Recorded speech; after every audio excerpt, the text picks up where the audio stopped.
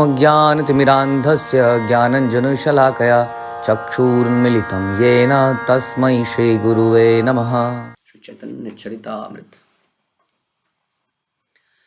अंतिलीला chapter 9 prayer संख्या 84।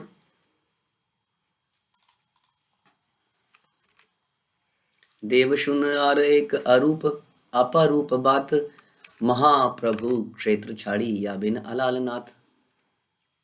तो उन्होंने कहा, हे राजन, एक असामान्य बात सुनिए। श्री चैतन्य महाप्रभु जगन्नाथपुरी छोड़कर अलालनाथ जाना चाहते हैं। तो काशी मिश्र और प्रताप रुद्र की चर्चा हो रही है, जिसमें कि प्रताप रुद्र को बता रहे हैं कि चैतन्य महाप्रभु कहाँ जाना चाहते हैं। अलालनाथ। अलालनाथ जो है ज़्यादा दूर नहीं है, पुरी से पास में ही है, बहुत दूर नहीं है। ऐसा हम सुनते हैं कि जब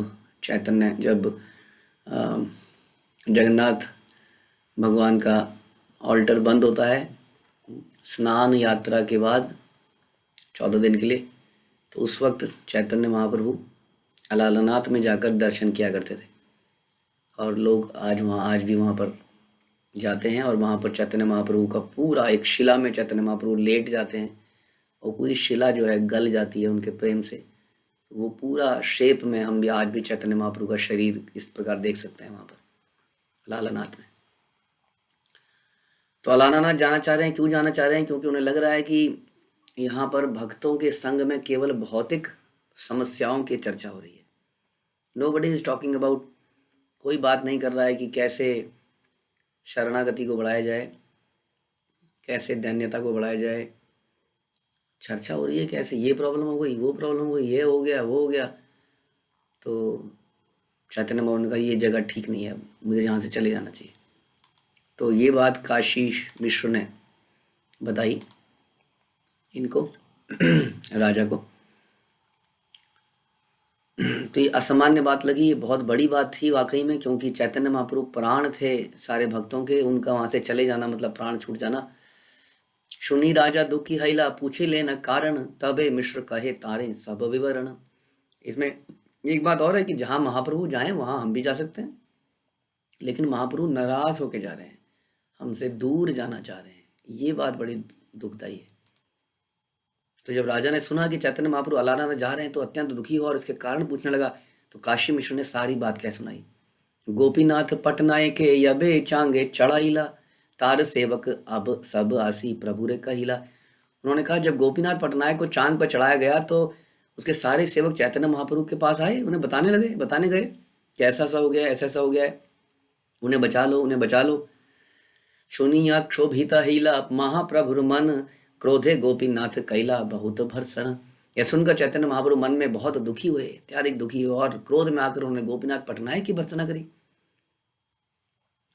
अजितेंद्रिय हैया करे राज विषय, नाना सत पते करे राज द्रव्य व्यय।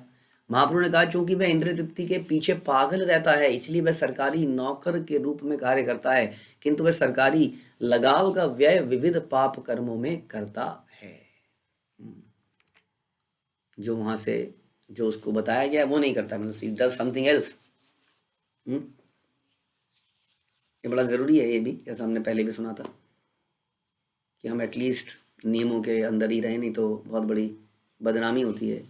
गुरु परंपरा को हम रिप्रेजेंट करते हैं, तो हम अगर इस तरह के किसी भी कार्य में इन्वॉल्व होते हैं तो बहुत ही वो गलत इमेज जाती है। हमें याद है बहुत साल पहले एक भक्त थे हमारे नहीं किसी और जगह के थे, लेकिन एक स्कूल का हमारा व्यक्ति था जो कि स्कूल का ओनर था, डोनर था।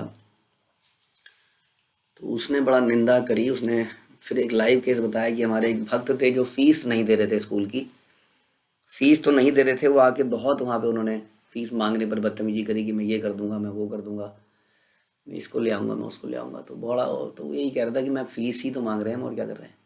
जस्ट एन एग्जाम्पल बता रहे हैं आपको। तो बड़ा उसकी इमेज खराब होगी, ये हम वहाँ पे ट्रेनिंग देते हैं, ये ऐसा करते हैं, वो ऐसा करते हैं, वो तो इसलिए हम एटलीस्ट उन नियमों के अंदर बने। तो चैतन्य महाप्रभु ने कहा कि वो सरकारी नौकर बन गया है। तो नौकर जो बन गया है कायदे में, तो उसको तो शूद्र की लेवल पे उसको भगवान के धाम में जा सकता है, बट फिर उसी भाव में रहे ना लेकिन वो सरकारी लगाव का व्यय विविध पाप कर्मों में करता है। बृहस्व अधिक हय राजधन, ताहा हरि भोग करे महापापी जन। राज्य सरकारी राजस्व ब्राह्मण की संपत्ति से भी अधिक पवित्र है। जो सरकारी धन को आत्मसात करता है और इसे इंद्रिय तृप्ति के लिए व्यवहार में लाता है, वह सबसे बड़ा पापी है। तो सरकारी राजस्व, हाँ, इस प्रकार से हम दूसरे का धन जब लेते हैं, चाहे हम दान के स्वरूप में लेते हैं, है ना, कई बार हम दान के स्वरूप में धन लेते हैं, यदि हम उसको अपनी सेवाओं में, अपनी इंद्रिय तृप्ति में लगा देंगे तो बहुत बड़े पापी कहलाएंगे, है ना। इसलिए हम अक्सर चर्चा करते हैं कि बहुत हिसाब किताब रखना चाहिए, गलती से भी वो लक्ष्मी हमारे पास ना रह जाए, ज़्यादा चली जाए कोई बात नहीं। तो इसका ध्यान रखना चाहिए, बहुत बड़ा पाप हो जाता है। राजा बर्तन खाए यार चोरी करे, राज दंडया हया से ही शास्त्र विचारे। जो व्यक्ति सरकारी नौकरी करता है किंतु सरकारी राजस्व की चोरी करता है, वह राजा द्वारा दंडनीय है, यही समस्त शास्त्रों का मत है। यहाँ तो केवल राजा की टैक्स की बात हो रही है, टैक्स वसूली को कहीं हम किसी और के बिहाफ पे कलेक्ट कर रहे हैं और अपने लिए यूज कर रहे हैं। तो what about all those donations which we receive, तो हमें कितना सतर्क रहने की जरूरत है। यहाँ तो कह रहे हैं यही शास्त्र द्वारा ऐसे व्यक्ति को दंड मिलना ही चाहिए। तो ये सारी कहानी बता रहे हैं काशी मिश्र प्रतापरुद्र को। निज कौड़ी मांगे राजा नहीं करे दंड, राजा महाधार्मिक एई हया पापी भंड। राजा अपना राजस्व का भुगतान चाहता है, वह बलात् दंड देना नहीं चाहता, इसलिए राजा अवश्य ही अत्यंत धार्मिक है, किंतु गोपीनाथ पटनायक बहुत बड़ा धोखेबाज है। इस प्रकार चैतन्य महाप्रभु ने बोला, और ये सारी बात काशी मिश्र ने राजा को ही बताई। राजा कड़ी ना दे या हमारा फुकारे, यही महा दुख इहा के सहिते पारे। वह राजा को राजस्व नहीं देता किंतु छूटने के लिए मेरी मदद चाहता है। मतलब वैसे तो भगवान याद नहीं आते हैं, लेकिन अब समस्या आ गई है तो भगवान भगवान गुरु गुरु जी बचा लो। वैसे ये गंदा है, वो बुरा है, ये बुरा है, ये सब समस्या है। लेकिन जब समस्या आन पड़ती है तो हमें भगवान गुरु वैष्णव याद आते हैं।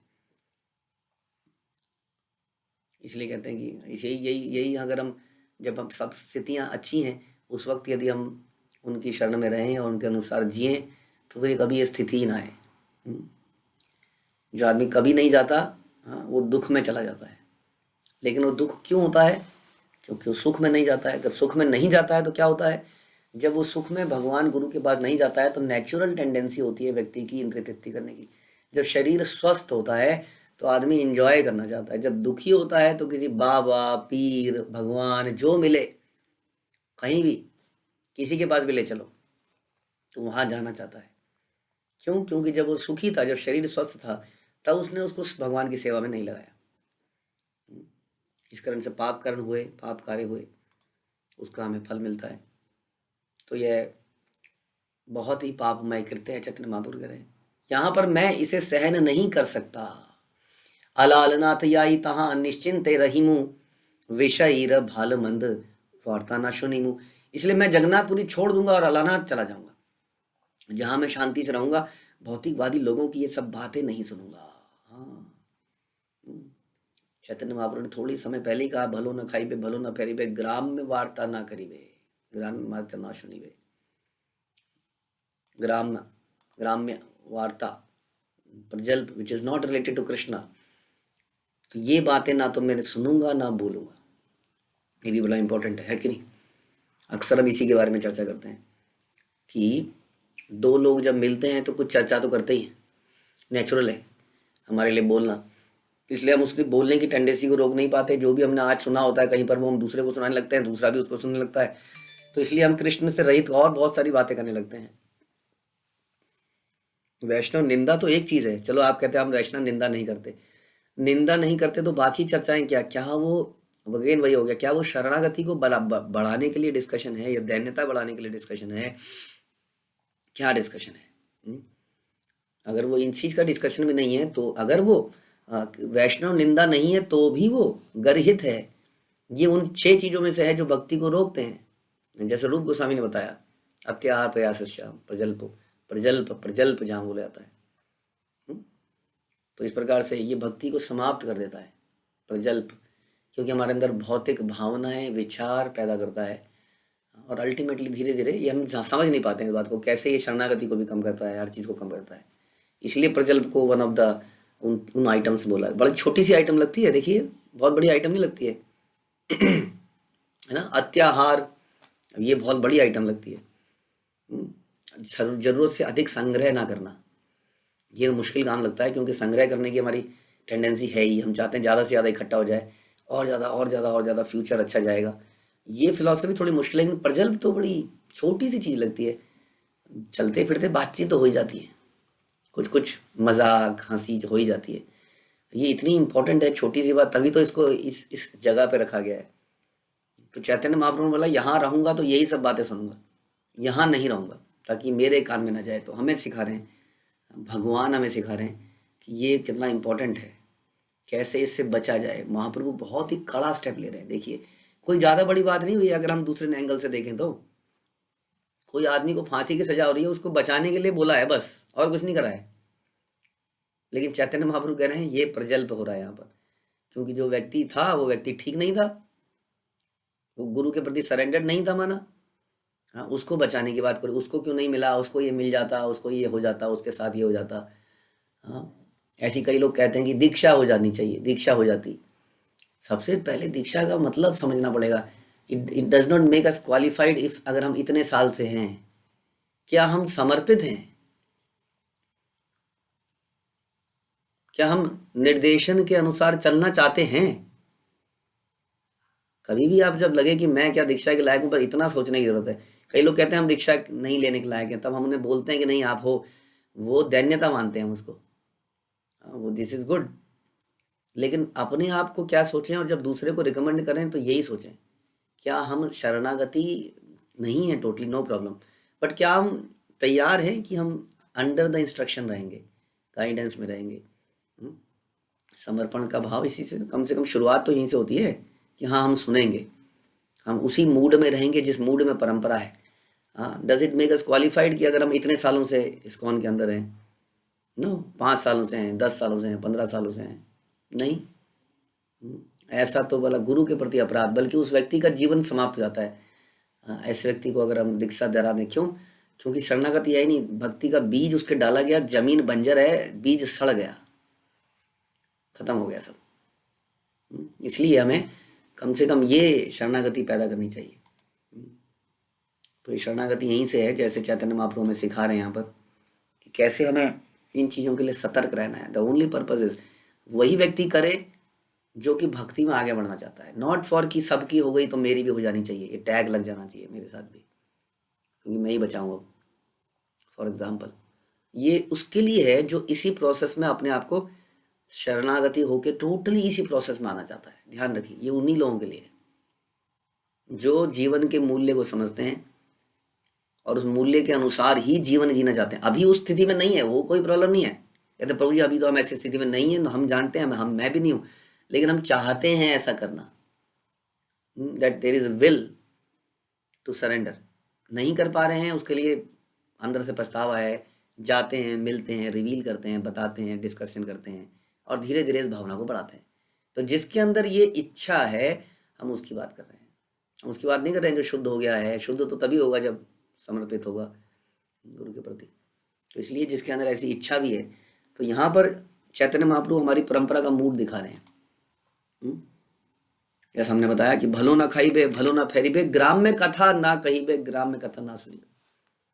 फिलॉसफी लगता है कि ये नियम बड़े कठोर हैं, यहाँ पे नियम बड़े कठोर हैं। This is the philosophy of Chaitanya Mahaprabhu, is Krishna himself. बताइए कहाँ पर कौन से नियम हैं, कौन से ऐसे इस्कॉन के नियम हैं जो शास्त्रों के अनुसार नहीं है, या जो लोगों ने बना लिए हैं, वो हो सकता है देश काल परिस्थिति के हिसाब से बनाए हो।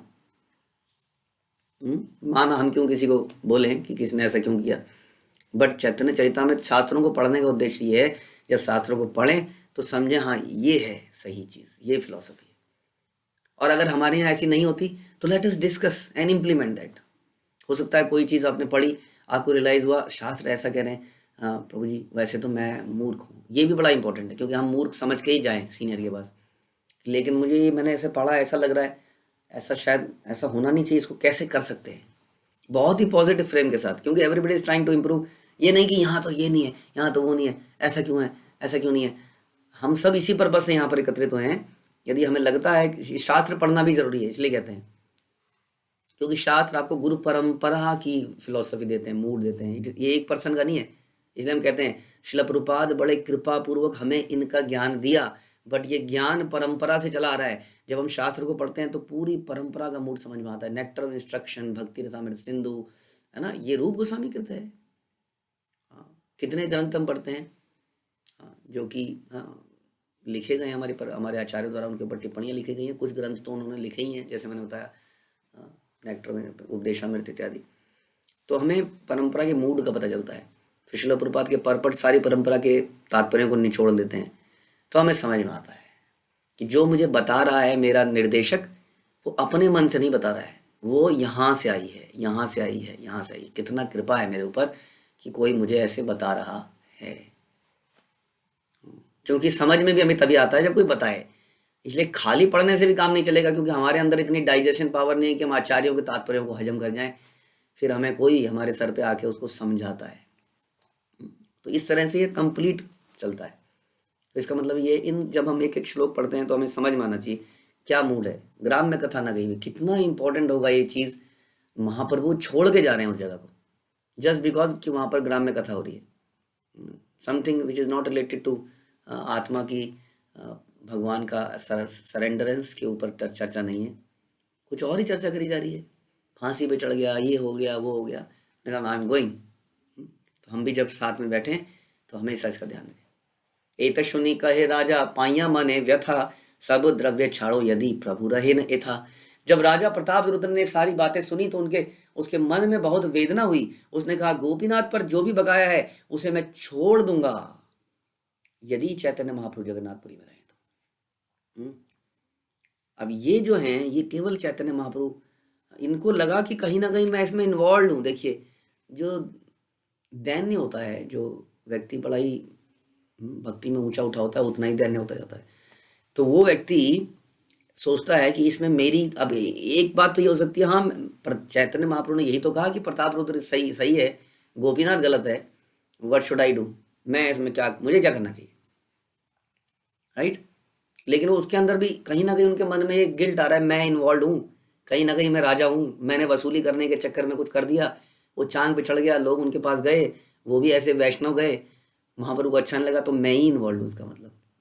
तो ये भक्त हमेशा ये देखता है मैं क्या डिफरेंट कर सकता था, मेरी क्या गलती है, ना कि ये नहीं नहीं नहीं मैंने नहीं किया, मेरा इसमें कोई दोष नहीं।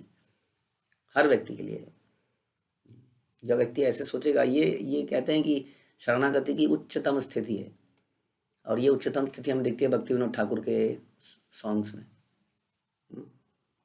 तो स्वयं होता है तृणापेक्षा अतिहीन, बुद्धि शुद्धि विद्याहीन, आमी बड़ा दीन, हमारे जीवन सदा पापेरत। तो ये एक सॉन्ग्स एक्चुअली में उन्होंने भक्ति विनोद ठाकुर ने हमें ट्रेनिंग देने के लिए नहीं दिए हैं, ये उनके हृदय के विचार हैं जो उन्होंने लिखे हैं, और अब हमें उससे ट्रेनिंग मिल रही है। यानी कि जब हमारे अंदर ऐसे विचार आ जाएं अपने बारे में कि मैं सबसे नीच हूँ, इसलिए हम सुनते हैं कि अई नंद तनुज किंकरम पतितम वहाँ विषमे भवाम मधु, मैं पतित हूँ। क्योंकि हम सुनते हैं ना तृणादि अपि सुनीचे, उसमें तो हमें लगता है बनना चाहिए, ऐसा बनना चाहिए, तृण से भी नीचा बनना चाहिए। अच्छा, सहन करना चाहिए, ओके सहन करूँगा, मेरे साथ गलत होगा मैं उसको सहन करूँगा। ये एक्चुअली में आदमी ये नहीं सोच पाता है कि क्या मैं नीच हूँ, तृण से भी तुच्छ हूँ, ये एग्जैक्टली दिमाग में आता नहीं। लेकिन यदि आप इसको सुने कि अई नंद तनुज किंकरम पतितम माँ विषमे भवाम, कि मैं पतित हूँ, इस विषय सागर में भटक रहा हूँ इंजॉय करने के चक्कर में, मुझे अपने चरणों में चिपका लो। किस तरह से यहाँ आदमी मान रहा है कि मैं नीच हूँ। तो जब आदमी नीच मानता है अपने आप को, लाइक भक्ति विनोद ठाकुर, तो सबसे ऊपर स्थिति में है। बड़ा मुश्किल काम है इसको डेवलप करना, ये धीरे धीरे हमें इसकी प्रैक्टिस करनी है। Always when we think about, बहुत आसान है हम में से कई लोगों के लिए, अधिकतर लोगों के लिए, मेरे लिए, कि जब अपने पास्ट को देखते हैं तो याद आता है क्या भयंकर राक्षस थे हम, क्या क्या क्या नहीं है। अधिकतर लोगों को तो अपने पास्ट में याद आ जाएगा। बाकी लोग फिलोसफिकली भी सोच सकते हैं कि अगर मैं यहाँ पर हूँ इस संसार में तो तभी तो हूँ, हाँ, जब मैंने ये सब कर्म किए होंगे तभी तो यहाँ पर भटक रहा हूँ। तो कई तरीके से सोचा जा सकता है। तो राजा प्रताप रुद्र जो है, क्या सोच रहे हैं? अब ये सोच रहे हैं मैं, मेरी गलती हो गई तो मेरी वजह से हो गया सब कुछ, मैं सब कुछ छोड़ने को तैयार हूँ, कुछ भी नहीं देना गोपीनाथ पटनायक को, छोड़ो। अल्टीमेट पर्पज है कृष्ण की प्रसन्नता। एक क्षण प्रभु यदि पाई पाई ये दर्शन, कोटि चिंता मणि लाभ नहीं तार सम। एक क्षण के लिए भी चैतन्य महाप्रभु मेरे को मिल जाए, साक्षात्कार हो जाए, तो मैं करोड़ों चिंतामणियों की लाभ की परवाह नहीं करता। ये छोटी सी रकम की क्या, छोटी रकम तो नहीं थी, लेकिन जो भी है,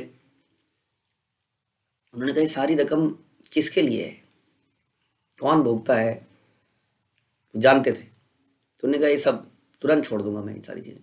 कौन छार पदार्थ है दुई लक्ष्य कहान, प्राण राज्य करो प्रभु पदे निर्मच्छन। मुझे 2 लाख कहान जैसी इस छोटी राशि की परवाह नहीं है। इसकी क्या बात है, मैं तो महाप्रभु के चरणों पर अपना प्राण राज्य समेत सर्वस्व समर्पित कर सकता हूँ, जस्ट लाइक बलि महाराज। इसीलिए आज हम प्रताप रुद्र का नाम ले रहे हैं, पढ़ रहे हैं। कृष्णदास कविराज जैसा व्यक्ति, हाँ, रघुनाथ दास गोस्वामी, हाँ, गोपाल भट्ट गोस्वामी, कैसे कैसे लोग इन्वॉल्व हैं चैतन्य चरितामृत में। वो एक राजा की कहानी लिख रहे हैं बार बार, है ना। राजा generally as a materialistic person with lot of money, lot of respect, lot of power, उसकी बात लिख रहे हैं। क्यों? उसकी इस दैन्यता के कारण, इतना इस भाव के कारण। तो कह रहे हैं मैं अपना सर्वस्व त्याग सकता हूँ महाप्रभु के लिए। यही भाव से हम भगवान को, ये भी आत्मनिवेदनम, इट इज कॉल्ड आत्मनिवेदनम। तो ये जो भाव है, शरणागति के लक्षण है, ये सारे हमें दिख रहे हैं। प्रताप रुद्र के अंदर दैन्यता भी है, अपना सर्वस्व त्यागने की इच्छा भी है। ये क्वालिटीज भगवान की हमें, भगवान को अट्रैक्ट करती हैं। इसलिए हम गीता में भगवान से सुनते हैं ना कि भगवान कहते हैं कि मुझे ना तो मैं तपस्या से प्राप्त किया जा सकता हूँ, न ज्ञान से प्राप्त किया जा सकता हूँ, न यज्ञ से प्राप्त किया जा सकता हूँ, न दान से प्राप्त किया जा सकता। ये गुण हैं जिससे हम भगवान को वास्तविक प्रसन्नता ला सकते हैं। हमारे आचार्य बताते हैं कि इवन कोई भी चीज़ एक्सेप्ट करना, जैसे वैराग्य है, ज्ञान है, हाँ, भक्ति के 2 पुत्र हैं, ज्ञान और वैराग्य, ये प्राप्त हो जाते हैं भक्ति के स्टार्ट करने पर भी। धीरे धीरे हमें वैराग्य आने लगता है, ऑल्दो वैराग्य बहुत गहरी वस्तु है। लेकिन ये जो दैन्यता है, ये और ये जो सब कुछ समर्पित करने का जो भाव है, ये टॉप मोस्ट भाव है। तो ये यहाँ पर हमें प्रताप रुद्र के अंदर दिखता है। मिश्र कहे कौड़ी छाड़ी बा नहीं प्रभुर मन, तारा दुख पाए एई नाया सहन। काशी मिश्र ने राजा को इंगित किया, महाप्रभु नहीं जानते कि आप अपना बकाया छोड़ दें। वे तो मात इसलिए दुखी है कि सारा परिवार दुखी है। महाप्रभु नहीं चाहते। अगर महाप्रभु चाहते तो फिर वो तो ये कह रहे हैं कि ये किया ही क्यों, ये हुआ ही क्यों, और अगर हो गया तो इसमें मुझे क्यों इन्वॉल्व कर रहे हो, अपने कर्मों को क्यों नहीं सुधारते। हाँ, दया करो, दया करो, दया करो, मर्सी करो, कर्म क्यों नहीं करते कुछ ठीक से। क्यों नहीं तपस्या करते, क्यों नहीं शरणागति करते, क्यों नहीं साधना को अच्छे से करते, क्यों नहीं वैष्णव की सेवा लगते, क्यों अपराध करते हो, क्यों दोष दर्शन करते हो। वहां आप लोगों का कोई कार्य नहीं है, बस दया मांग लो, मर्सी मांग लो, मेरे पास आ जाओ, ऐसा क्यों करते हो। इसके लिए महाप्रभु नाराज हैं। राजा कहे तारे आमी दुख ना ही दिए, चांगे चढ़ा खड़गे डारा आमी ना जानिए। राजा ने कहा मैं गोपीनाथ पटनायक उसके परिवार को दुख नहीं देना चाहता था, मुझे तो पता ही नहीं था कि वो चांग पर चढ़ा रहे हैं, चढ़ा रहे हैं उसको, उसको तलवारों पे फेंक के मार डाला जाएगा। मेरे को पता ही नहीं था ऐसा कुछ होने वाला है। अब वो अपने आप को ही दोषी माने जा रहे हैं कंटिन्यूअसली, जबकि राजा से चैतन्य महाप्रभु दुखी है ही नहीं जरा से भी, लेकिन वो उसमें अपना ही निकाल रहे हैं कि कहीं ना कहीं मेरे वजह से कुछ ना कुछ हुआ, इसलिए अपने आप को बार बार कोस रहे हैं। पुरुषोत्तम जाना रहते हैं कैला परिहास, सही जाना तारे देखा इला मिथ्या त्रास।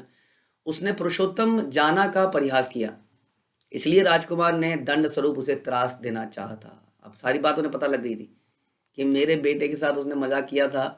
अब वो बेटे ने, वो तो बेटा ही है, इतना भी मैच्योर व्यक्ति नहीं है। हाँ, तो आपस में इन दोनों की रंजिश हो गई बेसिकली। एक तरह से देखा जाए दोनों ने एक ही लेवल पे काम किया। Gopinath Patnaik suppose to be devotee family से है, तो उसका एक्सपेक्टेशन उससे बहुत ज़्यादा थी, लेकिन जैसा राजकुमार वैसा ही गोपीनाथ पटनायक। एक तो गलती करी, गलती करने के बाद तो आदमी कम से कम हम्बल रहे। और राजकुमार तो राजकुमार ही है ना, राजा का बेटा है, उसके अंदर थोड़ा तो एरोगेंस होगी। उसने बस घोड़े के रेट कम लगाए तो उसने बोला क्या तुम ऐसा अपनी गर्दन टेढ़ी करते हो, मेरे घोड़े ऐसे नहीं करते हैं तुम्हारी तरह। बस वो चिढ़ मच गई उसको। तो ये छोटी सी बात थी, हम अपनी जबान पे कंट्रोल कर लेते।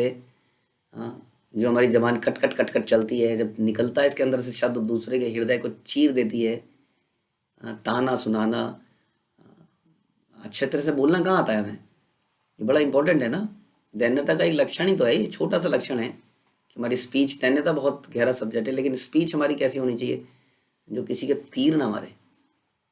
लेकिन हमारी तीर, अब कोई किसी को ऐसा बोला जाए तो छिड़ ही जाएगा ना वो, या वो सोचेगा मैं तो निम्न हूँ, वो कहाँ समझेगा इस बात को, राजकुमार है।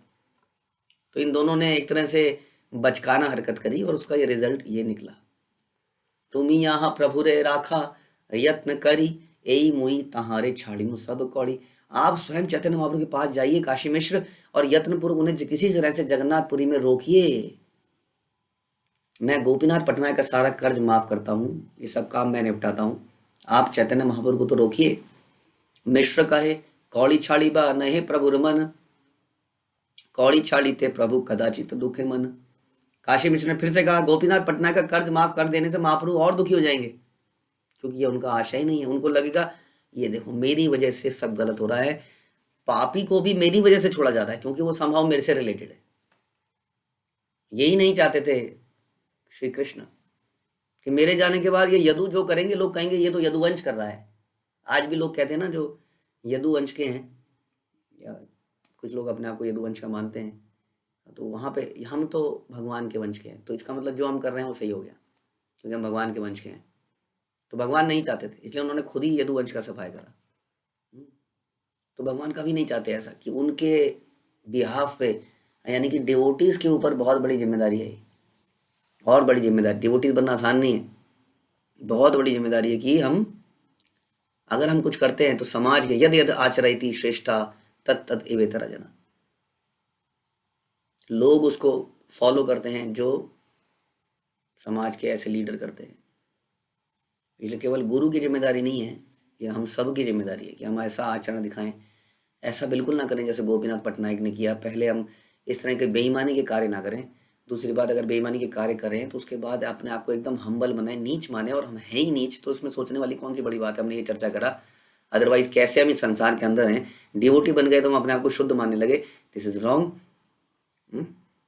आज की डेट में हम माना नहा लेते हैं, हाँ, मल त्यागने के बाद, या कुछ भोग लगाते हैं, लेकिन कैसे भूल सकते हैं कि हमने क्या क्या किया है अपने जीवन में या पिछले जन्मों में, जिसके कारण से अभी तक हम इस संसार से मुक्त नहीं हुए। बहुत बातें हैं सोचने के लिए। हाँ, याद रखिए भक्ति विनोद ठाकुर कैसे वो अपने बारे में सोचते हैं। तो इस प्रकार का विचार हम लेके आए, तब हम भक्त होने के, तब हम संसार में एक एग्जाम्पल सेट कर पाएंगे, यदि यद आचरयति श्रेष्ठा। लेकिन बड़े दुख की बात है, ये बड़ी दुख की बात है वास्तव में, कि बड़ा आसान है माथे पे तिलक लगाना। मैंने किसी व्यक्ति से पूछा आप ऐसा ऐसा तो नहीं करते, ये तो नहीं करते? मैं तिलकधारी हूँ।